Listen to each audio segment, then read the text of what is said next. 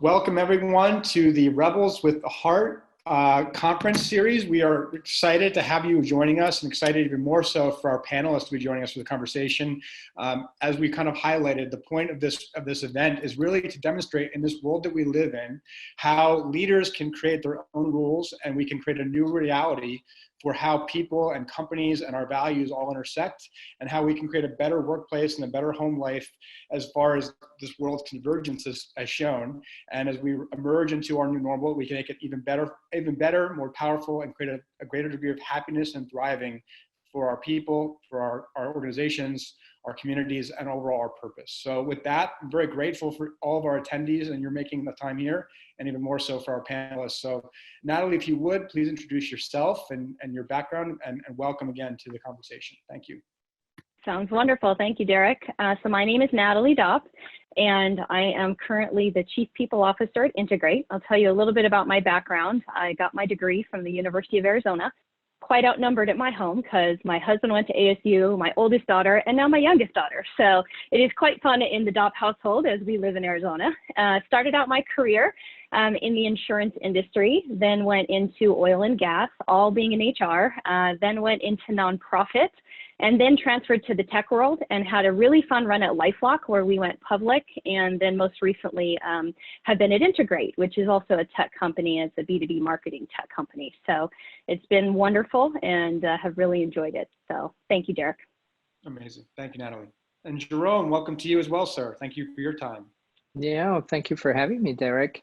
So my name is Jerome Ternynck. I'm the founder and CEO of SmartRecruiters. We are a talent acquisition suite, so kind of the generational successor to the applicant tracking systems that many companies still use to track candidates. We serve about 1,000 enterprises around the world, big names like Visa, Bosch, Twitter, even LinkedIn actually uses us globally to manage their own hiring. We're headquartered in San Francisco, about 300 people around the world, Europe and US, some Asia. And yeah, we're on a mission to connect people to jobs at scale. So I guess our mission has just become a lot more important. Absolutely. Yeah, thank you again, Jerome. And Jason, with you, welcome as well. Thank you for joining us. Yeah, thanks for having me. A pleasure to be with this group. Jason Ashlock, I'm the Senior Vice President for Customer and Employee Experience at Keuhne and Nagel, which is a 130-year-old supply chain logistics forwarding organization with about 90,000 employees in 115 countries and 1,500 locations or so. My work spans quite a large domain, actually, questions related to building the right cultural environment and maintaining the right leadership engagement that creates a service culture and develops and fosters a service worldview for the purposes of creating the ideal customer experience. So I get to look after all sorts of employee journeys and customer journey elements and look at technology and culture and leadership components that buttress all of that into the ideal experience. And maybe Jerome, you feel like your work is more important these days. I agree with you. Certainly supply chain is something most people never thought about before, and now everybody's talking about. So we were maybe before kind of shadow component of the economy, and now everybody wants to know about the supply chain design. Exactly, front and center. Exactly. I would imagine you're very active. Yeah. And then just as a reminder for everyone, I'm Derek Lundsten. I'm the CEO of LifeGuides, and we are a platform that matches people who are going through some sort of life challenge with someone who's been through the same or a very similar experience, so they can receive peer-to-peer mentorship and support to help people thrive both at home and at work. And that's really what we are focusing on doing within the context. So I think one thing I heard from all of you is your focus around culture, around people, around creating healthier lives, healthier companies, fulfilled workforces, and people working in purpose. So I really want to acknowledge each of you in doing that. It sounds like you would not be where you are in your lives had you not been prioritizing those values already in your career. And I think that in the world that we live in now, we have the chance to write the rules a little bit differently for HR and for people in general. And circumstantially, we're being literally forced to evolve as an organization, as a group of organizations. And so I'd love to hear from each of you just some of the practical things that you're seeing and doing in your companies in response to the fact that, you know, work and school and home have all become one. And even right now, we're meeting across the country on Zoom, from our living rooms and home offices. And I think it's a really fascinating piece that we're seeing for all of our people. So maybe we'll start with you, Natalie, and we can kind of work around on that particular question to begin, if that's okay with you guys. Absolutely, sounds good. So as we've really become interconnected with our home and our work lives, our senior leadership team here at Integrate has really stepped up. So we have a very unique CEO. His name is Jeremy Bloom, and he is a former Olympian as well as a former professional football player. So with that, you can imagine that health and well-being, both mental and physical, are top of mind for him. And so he, on our weekly town halls that we started hosting, has really made sure that our employees understand, and he encourages employees to go out and get active, whether that is a bike ride or a hike or anything like that. He really encourages employees, and he didn't use the words after hours. You know, he's like, look, during the middle of the day, get up, walk around, do something so that you are taking care of yourself during this time of high stress for individuals. We've also highly encouraged unlimited PTO that we have. So we're encouraging our people to take the time they need. You know, as we're getting burnout and all of these days are blurring together, we want to make sure that our employees are taking the time that they need in order to refresh and recharge. And then every month, we now publicize what we call the Unity Gazette. And basically that is our monthly newsletter. And we do have a wellness corner. And so we make sure that we highlight mental health wellness, and we encourage our employees to really take care of themselves.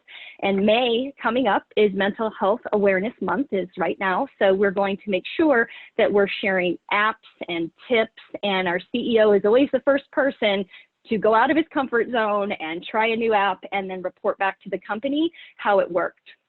We've also brought in some guest speakers at our town hall. So we brought in a sleep scientist who came in and really encouraged our employees to get the sleep that they need, and talked about really how that can create productivity during the day and to truly understand your circadian rhythm and some interesting sleep dynamics. And we've all downloaded an app that kind of tracks that, and it's become a really fun part of the conversation that our leaders and our employees are having. So we're really trying to create a unique environment in these very stressful times between our leaders and employees by really leading with grace and empathy. So that's been our front and foremost.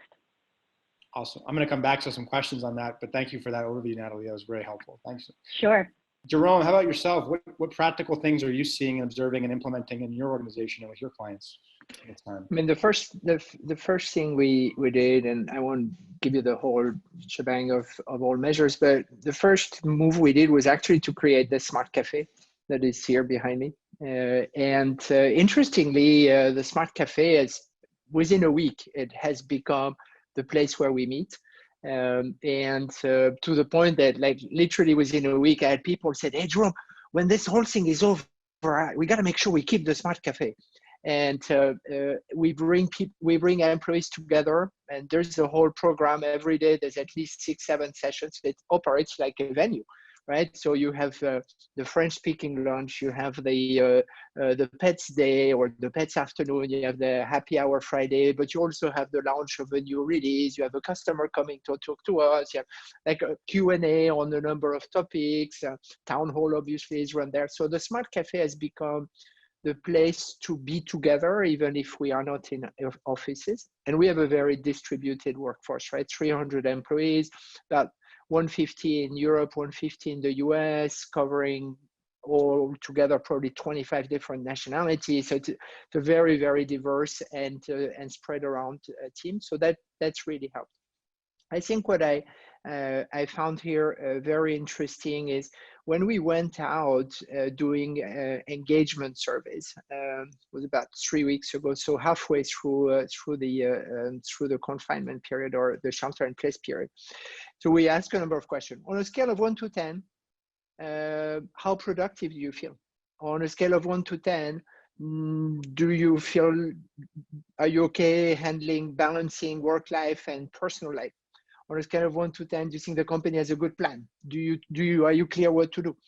And it was very interesting because we got really good results, and like 8 point something average on all questions. And so my team was like, yeah, this is great, Jerome. Look at this. People are happy. And I was like, yeah, but look down the scale here.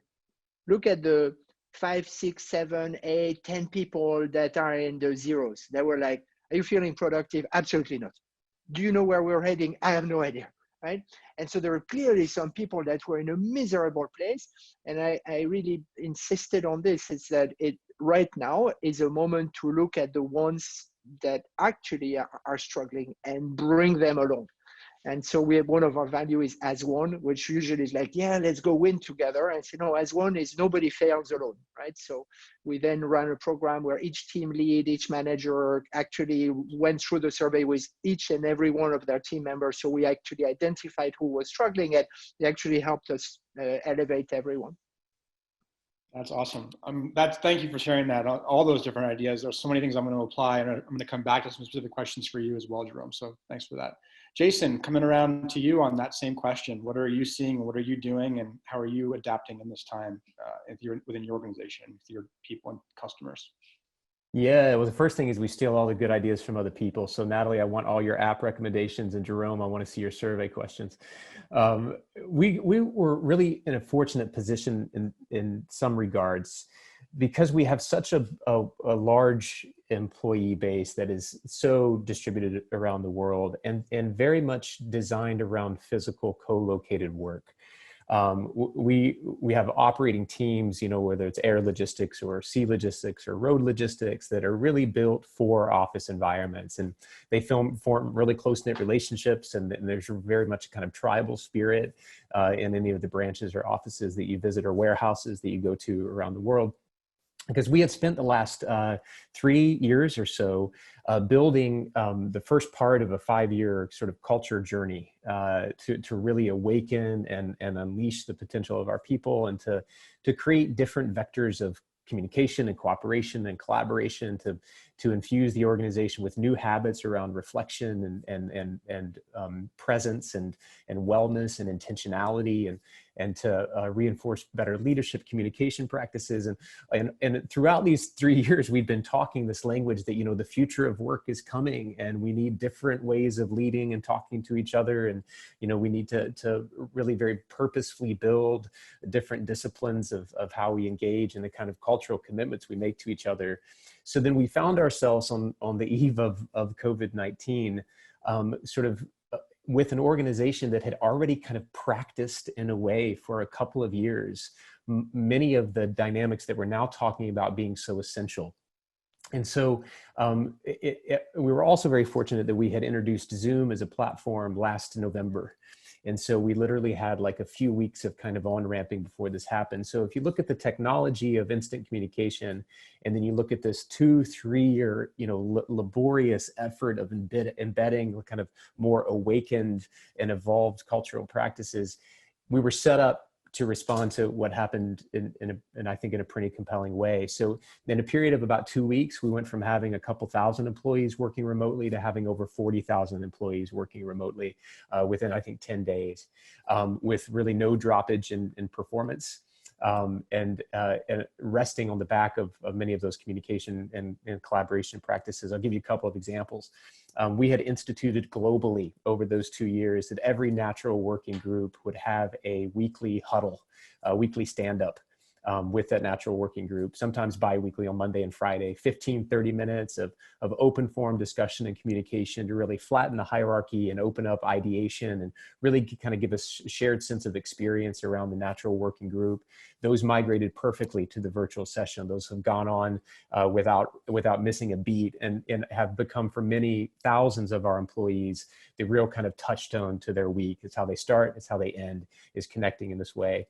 We then took that and inflected it, and have opened up a weekly huddle for anyone in the world to join. So every Wednesday in 2 time slots, we have thousands of employees, never met each other, never worked together. They funnel into Zoom. We put them in breakout rooms. They make 3 or 4 new friends from across the world. They come back together. We talk about a big kind of rallying cry idea, and they go back to work. We do this every single Wednesday. We had already introduced what we called credit cards, which are recognition cards and gratitude cards, which, every day thousands of these float across the organization. We just flipped those entirely virtual. So now people are just flinging those all around the world in recognition of each other's efforts. And then much to like Natalie, she publishes on a monthly basis. We publish on a weekly basis, what we call the Good Newsletter. And it's just a collection of the best stories from teams and individuals around the world to boost morale and to sort of shine a spotlight on those who are able to not just make it through this, but find a bright spot and be the light. Amazing.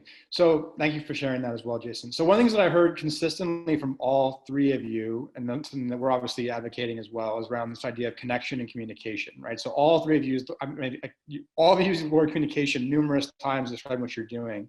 One of the questions I have is, how is your communication changed now versus what it was before? Is it for maybe for you guys, because you're all exemplars of what conscious leadership and communicative cultures look like from what I gather from talking with you, have you even made a difference or a shift organizationally between pre and post COVID? And if so, what does that look like, and what's been the driver for that change besides the distance? What else is informing that change? And any one of you can chime into that question. I'll go first if I could. We have absolutely changed our communication, and we've made it more frequent, and we've made it more intentional, and we've also made sure that it's more transparent. So we've also gone to weekly, what we call town halls. Just like Jason mentioned, we used to have monthly all-hand calls, but what we found is it wasn't frequent enough connective tissue with all of our employees.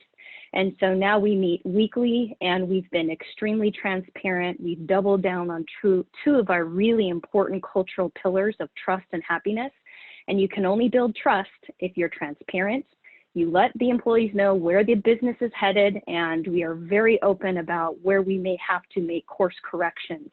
And so we are definitely making different communication more frequent, and making sure also that it is more of a human connection. So Jason also mentioned that he is having his leaders and everyone talk to their employees more, and we're having huddles throughout the organization. We're making sure that our leaders are truly touching at a more human level. We have babies and toddlers and significant others on calls. So this human connection that we've created, I think, throughout all of our organizations at a time like this, has really changed the dynamics of the workforce and the workplace in a way that really is going to create something special for the time to come.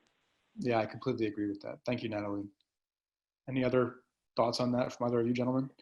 Yeah, I think in times like this is a time of leadership, and the communication cadence is important. I think the empathy, as Natalie outlined, is really important. And I think the presence of leaders in the org is important. I've said that to my leadership team. I said, this is why you're here. Like, in good times, nobody needs you, right? Like, okay, maybe we can discuss the quarterly OKRs, and then people just go and do their job. It's in times like this that people need you emotionally and for their day-to-day job. So one thing I did, which has worked well, is beyond the town hall cadence, I've actually invited myself to the weekly team meetings of my leaders. So I join each team, and if they want, they're just like, hey, Jerome, can you join? And then I pop in for 15 minutes, and we talk about ProServe, or we talk about quality assurance, or we talk about support, or we talk about marketing, and them being able to get their answers, address questions specifically, has been very, very fruitful, actually. So I would encourage senior leaders in the org to go several layers down and speak openly about what questions are on the table. Yeah, and so to that point, before I jump in, so that was something else that was another common theme, was just the role of leaders. I'm glad you reemphasized that, Jerome, is that, and Natalie, you mentioned this about Jeremy, that leadership really is truly leading. They're taking action, they're exhibiting the behaviors, they're taking action aligned with what they're saying, which is really, really important, especially as you implement new ideas, new policies. Jason, you even mentioned something that you were talking about around the 5-year plan and how intentional you were in getting here, and that preparation laid the groundwork for people to thrive. I think that's another example of what we're talking about. So I think along the same lines is, as leaders thinking forward, what do you imagine that you're going to continue to keep or maintain that's been new as a result of the COVID adaptation as leaders, right? So what things, you talked about a few of them, but what's really come through is maybe the top one or two things that you're going to, no matter what, ensure that they continue after we start to return to normal, so to speak? That's a great question. That was actually the theme of our last weekly international huddle, was what do you leave behind and what do you take with you? And if you're traveling new terrain, sometimes it requires a different rucksack full of different items than the one that you got here with. One of the things we've been discussing a lot is the listening posture. We do talk a lot about leadership communication, and especially in times like this, to Jerome's point, I think that the proactive articulation of human, empathetic, expressive, vulnerable stories, really showing up as a live human who's going through this with everybody is really important. What we've been trying to balance that with is the sense of the reception. How do we not just be those that transmit, but also those that receive, to equip our leaders with the ability to read the mood and the emotion of the organization.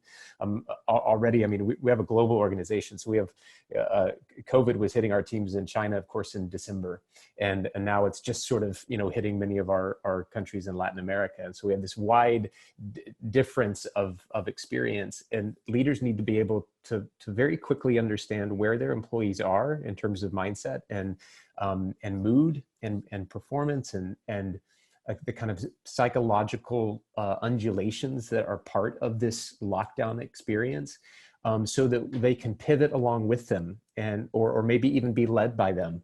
We were just talking this week about how we're feeling that the appetite in parts of the organization to really stop talking about the crisis of the present and really start talking about the future. They've hit that point.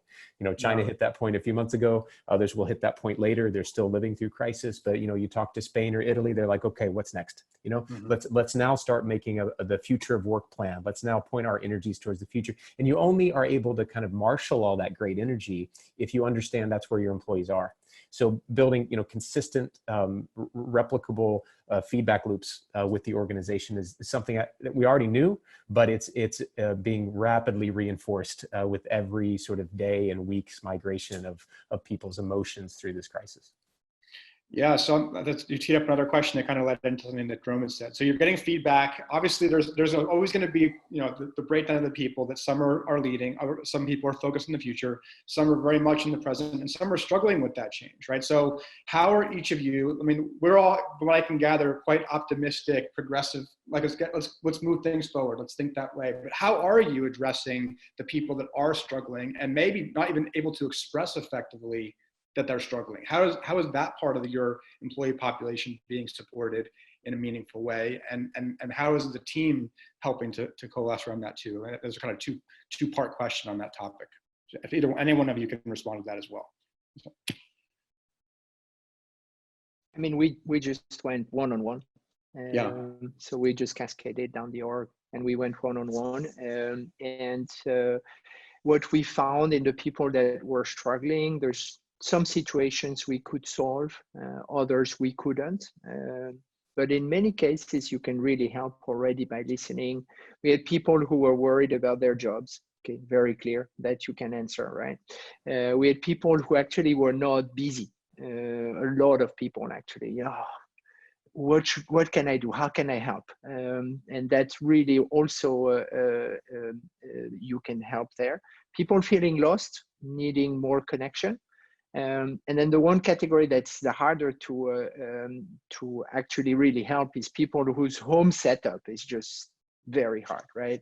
2 young kids, both parents are working and they're just juggling 2 hours here, 2 hours there. So there we had to take measures on actually helping them take time off, work half time. We also have unlimited PTO. So by listening, you come up with personalized solutions to make sure that things are going. And we ended up with great situations. Like we have our office manager in San Francisco is now a mid-market renewals manager, right? And she's actually helping us manage customer renewals in the segment around 1,000 employee, whatever. It's a position we had open. And she's like, hey, I'll raise my hand. The team is actually doing a daily stand-up with her to make sure that she gets the support to be fast-tracked into this job. and she loves it. And actually, she might stay in that role once the office reopens, because she's like, yeah, I'm actually good at this stuff, right? So it's a good kind of story that you want to move forward. Great. I love that, Jerome. The reallocation of talent, a new career path opened up. We're seeing that happen consistently as well, which is really interesting. There's a way of thinking of this for us in sort of three categories that, in terms of your question, Derek, around struggling employees or those that are grappling with it. One is, what can a leader solve in a very kind of small setting with her team? So making sure our leaders, managers are equipped with resources and coaching and can engage with those that might be struggling. Then what can the kind of institution solve? What can we as a really large entity provide? And so of course we have everyone has an array of benefits, but many of those benefits are not known to all employees, right? Like counseling sessions and free access to psychologists and just making sure that the good things we've invested in for a long time are really accessible and people know what they can get if they need it. And then the third one is sort of, what can the organization solve for itself that really doesn't need much but a nudge? And so, for instance, I was just listening in last week to one of the cohorts that has formed around, Jerome, your point, the remote work with children. And this went from, a few people on our internal social network sort of talking about this struggle to becoming like a really vibrant community of enormous numbers of people who are all kind of coming together around how old their kids are. And so you have children under 3, those parents are talking about how they're managing it and they have calls once a week to support each other. And then another group would be like teenagers or something. And then, whether or not your spouse is working at home with you or not, and they just organize and get together and talk. And they don't need a lot of infrastructural support other than the invitation and the opportunity to self-organize. And so the more we can facilitate that and the kind of honest human connections that creates is often more beneficial than the things we can offer in a kind of formal institutional way. I'm going to dig into that in just a moment, but I want to give that opportunity to Natalie to speak up on anything that was popping for you there. I could see you nodding your head in agreement. So yeah.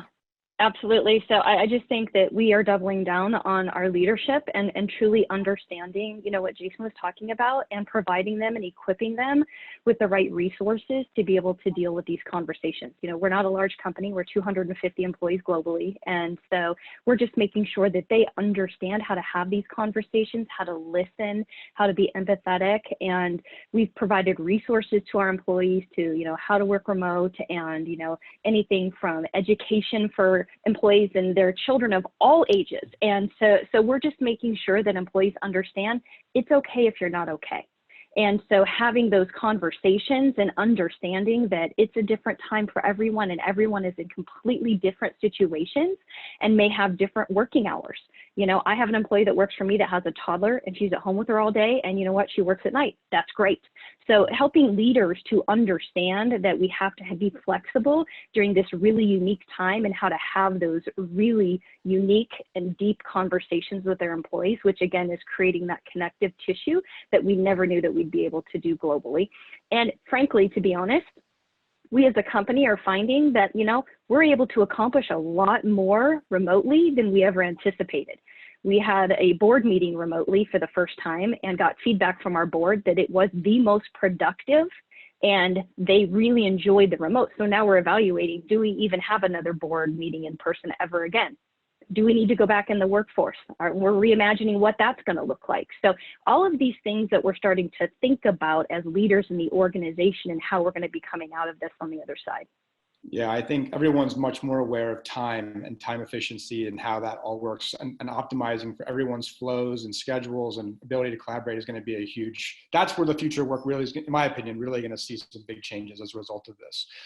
Something that you said, Natalie, very clearly, and that each of you gentlemen reemphasized was about the idea of empathy and listening and the role of the peer network of the community in really holding each other through this process.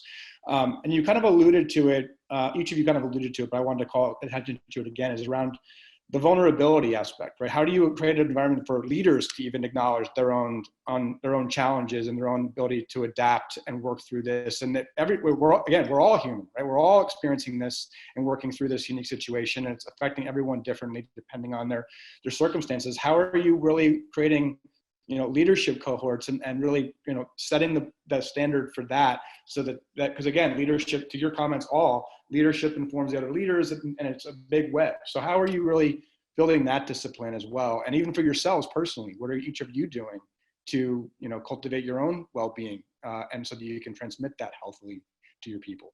So that's a multi-part question, but my curiosity is just overflowing. So I'll go first. A lot of the times vulnerability is viewed as a sign of weakness. And, it's not something that's ever taught in school. And, people don't focus on EQ and how important self-awareness is. And so I think that we all need to create environments where it's psychologically safe to be able to be vulnerable. And luckily, we have a CEO that believes passionately and deeply into that. And so he has created an environment where, number one, we don't have egos. And number two, it's a psychologically safe environment where people can come forward if they have vulnerable situations. And so I think it starts with the leadership and making sure that our leaders understand it's okay and that they can create that safe environment for all their employees to come forward should they have a need, and then know how to then address it. Again, going back to providing the resources that the leaders need during these unique times.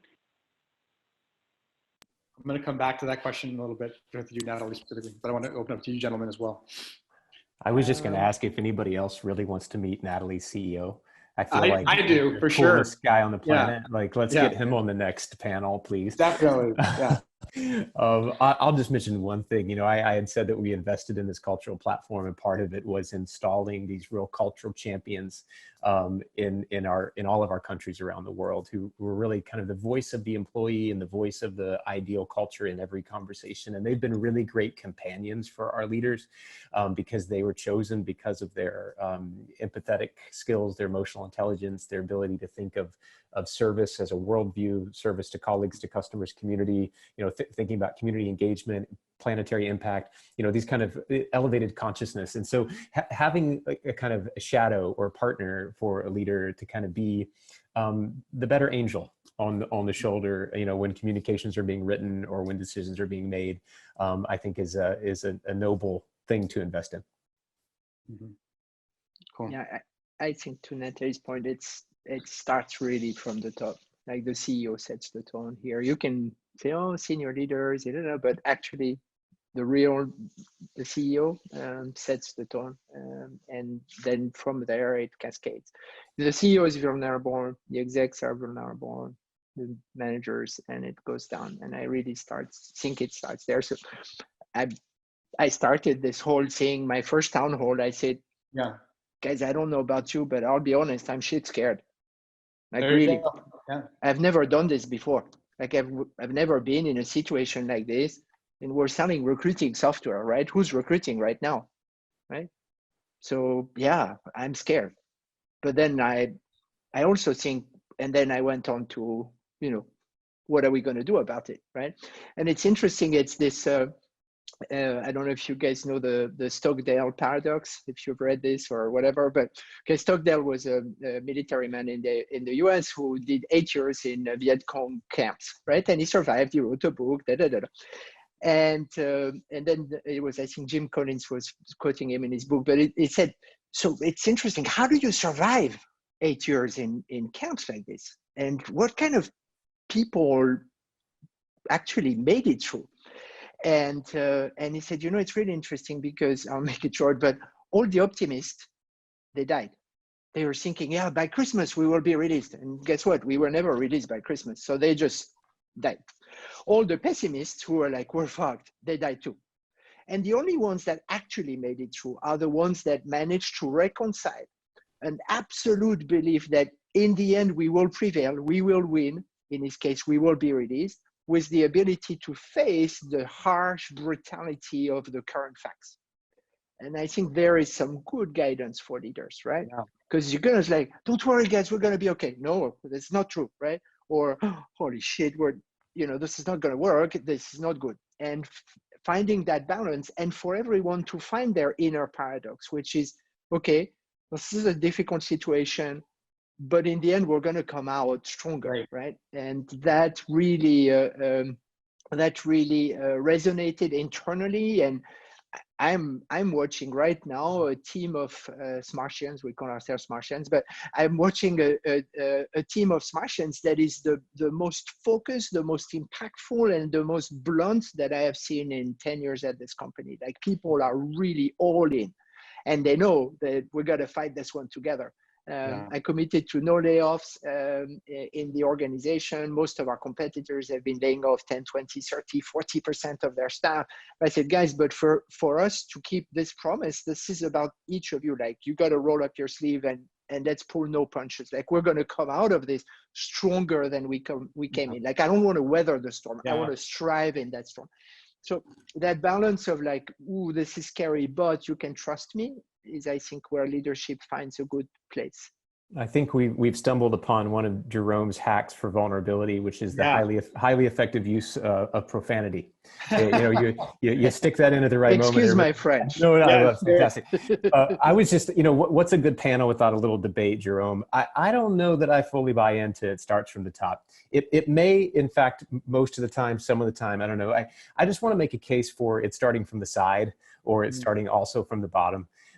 Just in the sense that, when you have a really large organization that's globally distributed, the pockets of influence might be smaller or different. And whereas the CEO and board members and top management do represent a certain kind of ethos or psychology, it's often maybe someone who's in a different proximity or in a different location that really has a bit more influence.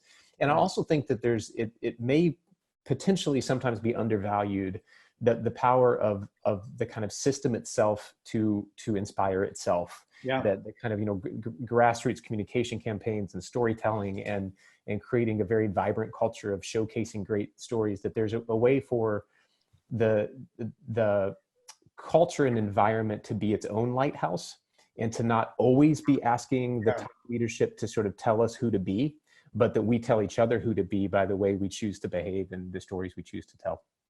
Thank you both for sharing that, because I think you both are spot on in that. And it actually ties in nicely with my question. I can tell that Natalie wants to chime in too. So I'll put it two ways. So one, you mentioned something before that Jeremy's done around creating an environment where there's no egos. I think that's exactly, you use that exact phrase. That's exactly what we're talking about, where he's created a culture where people can truly create from the side and from the ground up. And it really is co-creating.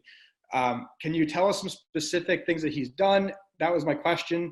Or that you're seeing with Integrate specifically that's allowed that, and then whatever else you wanted to elaborate on in response to these gentlemen's comment, I want to hear what you have to say about that, Natalie. Sure. Can I start with talking about what they were just talking about? Absolutely. I think it's a combination of the two. So I think it takes grassroots efforts, and it also takes support of the CEO. So what we found during this time is we also have what we call a culture club.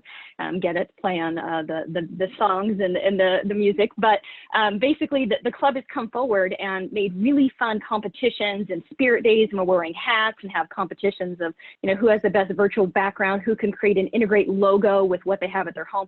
So just creating something, because I think we're all forgetting to create the fun and levity that we all need in our lives right now. And so we're having happy hours and coffee chats, and we're doing Pictionary and bringing in games that are live across our entire org. So just wanted to cut out on that. And then as far as what we're doing and what Jeremy uniquely does is we hire around our values.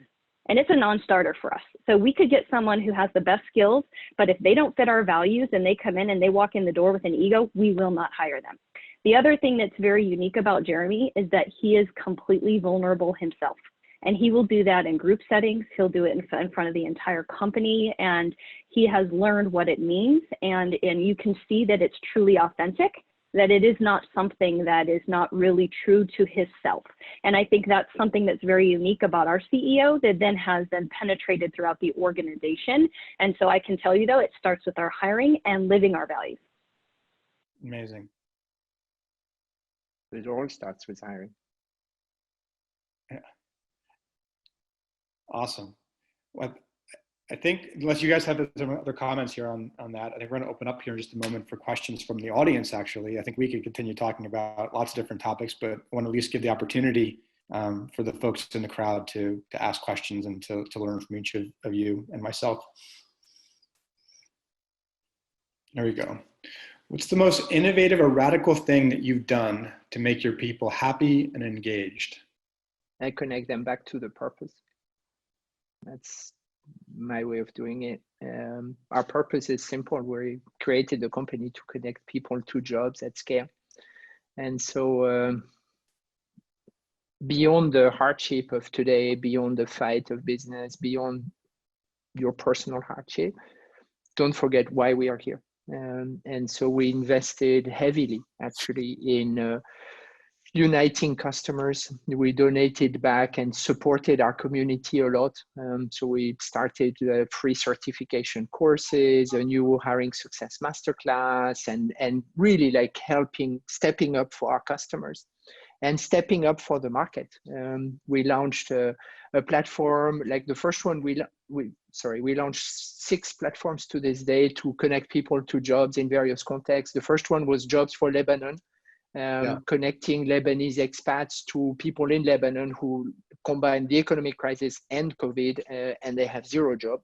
And so getting people to really talk to each other and connect. And we just launched this week Recruiters Recruiting Recruiters, which is a platform that has like over 300 corporates are now part of it, like think Amazon and Walmart, like the Fortune 500 of America is in there, with any recruiters, TA professionals, anybody that's related to recruiting can sign up and join this talent pool and be offered other jobs, but also connect. And through this nonprofit part, the CSR part of SmartRecruiters really stepped up and pushed and said, this is who we are. And so connecting people back to the purpose, to me, like supersedes everything else that you can do. Because when people know why they're here, then good behavior starts. Yeah.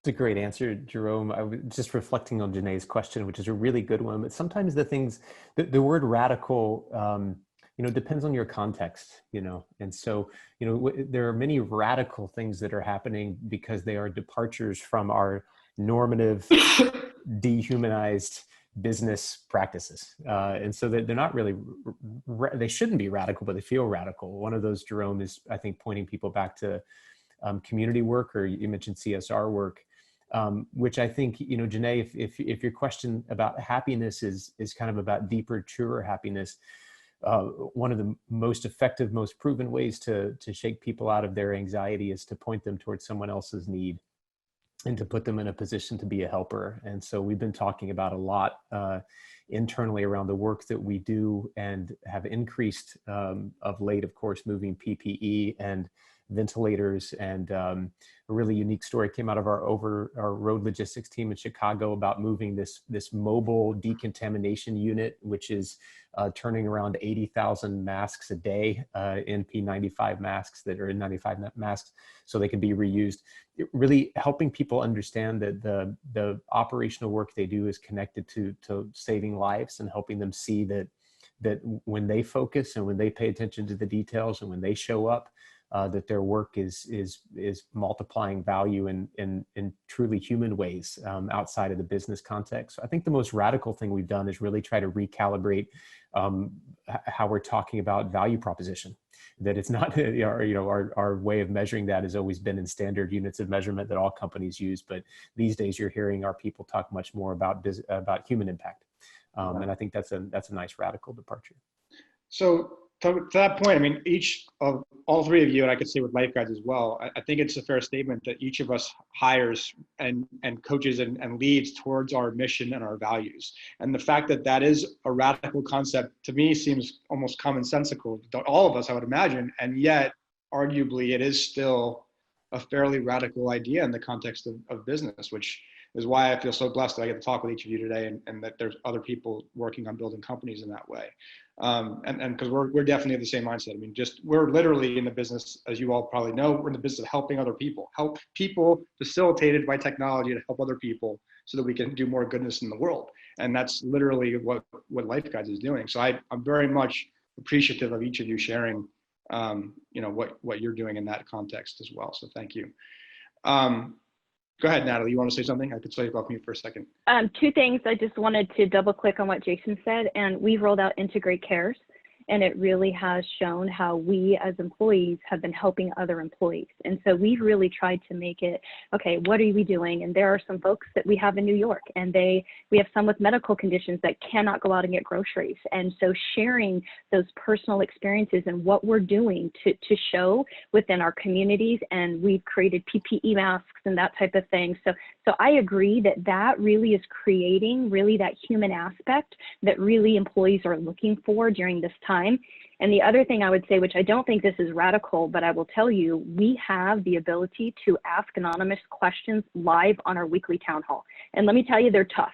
So, Jeremy will get a question because we have a UK operation that is not operating very well financially. And guess what? He gets asked, are you going to be laying off in the UK? And we answer transparently. So yes, it's a little bit radical, but you know what? That's how you create transparency and trust and really start to live our values. Awesome. Thank you. That's great. We have a number of questions here. Some of the first step ideas for team building activities that create a workplace of comfortable psychological vulnerability. I think you've all kind of alluded to it a bit, but it's a very specific question. So I'll come around to each of you. I'll call back to a piece that I mentioned earlier, these weekly stand-ups or these weekly huddles. I mean, depending on what industry you work on, this is a standard practice. People have stand-ups, but they're almost always generated, they're pointed towards the product development or the operational workflow or whatnot. But instead, we said we're going to do cultural stand-ups, right? So these weekly or bi-weekly conversations. And to get them started, we designed activities, conversation guides for the first many dozen of these to help teams kind of build a rhythm of what it felt like to come together and have a conversation that wasn't about optimizing workflow and that wasn't about the product development backlog, but it was actually about what it's like to work together as a team. We are later this year going to open up a lot of our cultural toolkit for others to use and borrow if you like. But I think the very simple practice of helping people carve out time to spend together that is not devoted to the work at hand, and then giving them the structure to make that time successful.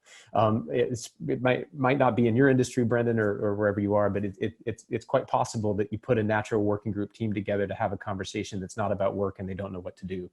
So giving them, prompts, provocations, structure for these conversations to be healthy. And then you can progressively make them more sophisticated and difficult. And of course, what we found is that once you get people in a rhythm of having these meetings, they become addicted to them, right? They long for them, different people lead them, they pass around the baton, and then they become forums or platforms for discovery and dissemination.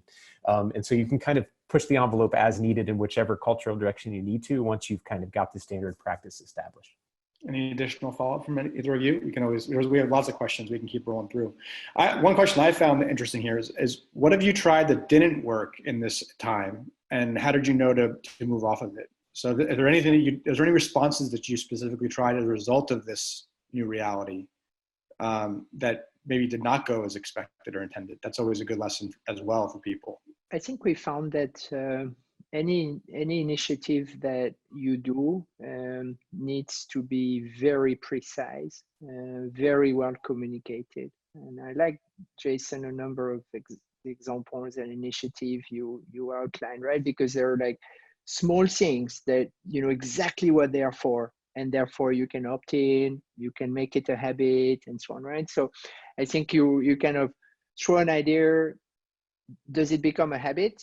Does it have the potential to become a habit? If yes, continue. If no, stop. There's an interesting fork in the road, right? Because otherwise it quickly feels noisy. It's like, oh, we have a pet afternoon. Okay. Okay. But it could actually be very meaningful if you structure it in the right way, and it becomes a habit. And suddenly your group of employees are connecting in this and that way around the ideas of, what are you doing with your pet? So it's like, be specific. I think that's a really good point. Derek, this is a really interesting question, and I'm going to reflect more on it because the fact that I don't have a good answer for you means that I need to think more about it. But as I've been reflecting, I have felt and continue to feel a little anxiety about sort of one of the dominant neural instincts of a human being, which is to seek comfort in status quo as quickly as possible. And so, even though we all know we're in this time of upheaval, we very, very, very quickly want to produce something that's normal. And so we have, in effect, normalized Zoom, when really what we ought to be doing is really interrogating Zoom and asking, what's it for? What's it not for? Are you using it well? Are you using it too much? Are you not using it enough? Like, why, and so we have very quickly snapped to this as our default means of communication, which, as we all know, is already kind of hard, encouraging certain dysfunctions of another type. And so I use that just as an example to say, I think one of the things we ought to be doing more of is in an ongoing, unending, consistent fashion, interrogating every new thing. Mm-hmm. The rush towards a solution because you need one at hand might not always be the one you want for more than a week or 2 weeks. You need to continue to optimize. And I think it's been tough to do that while responding to the business continuity issues, et cetera. A really good answer. Thank you, Jason, for that. And I would add that, we're in an agile environment here. And so we like to try things. And if they don't work, to move on.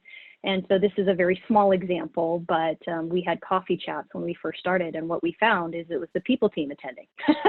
And it was probably because it wasn't the ultimate time, right? It was during the day. So then we started happy hours. And we also found that they were too frequent. So, this whole learn as you go and this agile mentality is what we operate under. And so we found, okay, that doesn't work. Let's pivot. And now let's go ahead and have happy hours that happen monthly that are more meaningful and more deep. And then you can have more conversations with employees globally. That's great as well. Thank you, Natalie. So I think each of us are in different stages of our organizations in terms of our size and maturity. So I think this is an interesting question for all of us to kind of end, so to speak, with. What do you want employees to say about your company in 3, 5, 10 years time from now? I think, and especially as you think about where we are now and to that point, what is the next phase of our going to look like, and how does that align with our long-term visions and our values and how things are going to change as a result of this? What does that look like for each of you? And I'll wrap it up, but I want to go around the horn, so to speak, on that. I'll answer quickly and then I'll get out of the way because this was a topic of conversation, dominated topics of conversation for the past week. We want people to say we did this we did everything in a people first way.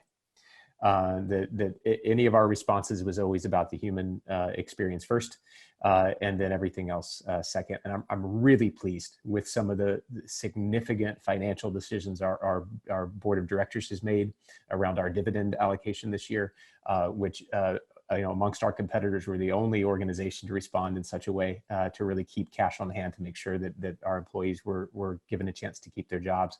We pulled every available lever that we have at our disposal across all of our national organizations to ensure that we gave people a chance to keep jobs.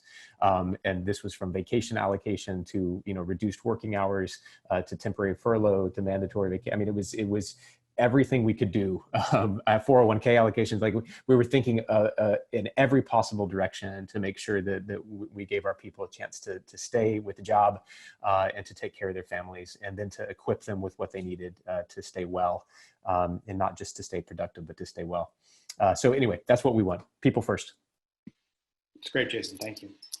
Yeah, I think I'll piggyback on it all in. I mean, this is really about people.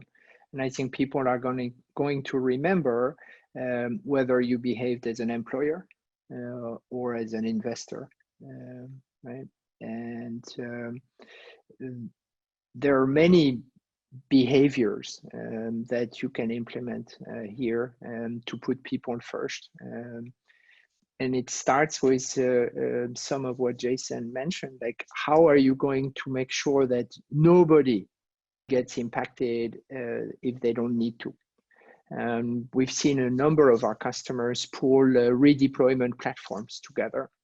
So it's like, oh, okay, anybody impacted, come here and sign up to a general talent pool. We're going to communicate with you. And for sure, when we start hiring again, you will be the first one to know. For sure, we're not going to hire somebody externally if we could have this person internally, right? And organizing the transparency and the fluidity of talent, especially at scale, when you have, like Jason, tens of thousands of employees around the world, is pretty difficult to do, right? And so if you step up for your employees, they'll remember it. Everybody understands it's hard. Everybody understands that not everybody will keep their job in most organizations, right? Okay, fine. but then were you really fighting for me? Did you do everything possible to help me? Is what people will remember. Thank you, Jerome. That's great. I know we're running out of time. Can I answer really quick? Because I am so passionate about people first. And I truly believe that during this time, they're going to remember if you treated them as a human or you treated them as an employee. And that's what's going to differentiate you as an employer and as a senior leadership team. And so they'll remember, okay, am I going to have a lasting legacy here? And am I going to remember exactly the way that I was treated? And so that's something that we have done, is put our people first and put, you know, our business. Obviously, we have to balance the two, but the people are always coming first in every decision that we make. Yeah, we completely agree. And that's also, just to echo exactly what each of you has said, that's exactly how LifeGuides wants to be remembered. We want to be here recognized as a company that helped other companies put humans and their people first, no matter where they are in that continuum of struggle and suffering to complete thriving and growth.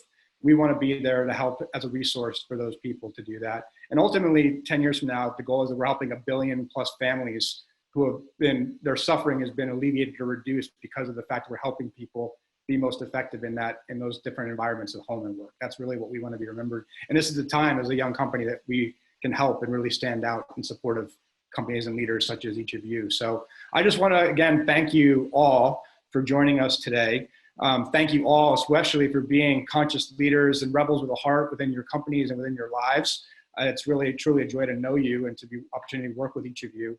And I just wish you nothing but the best, and I'm appreciative of your time. So thank you again. And thank you to our audience for making the time to join us today as well.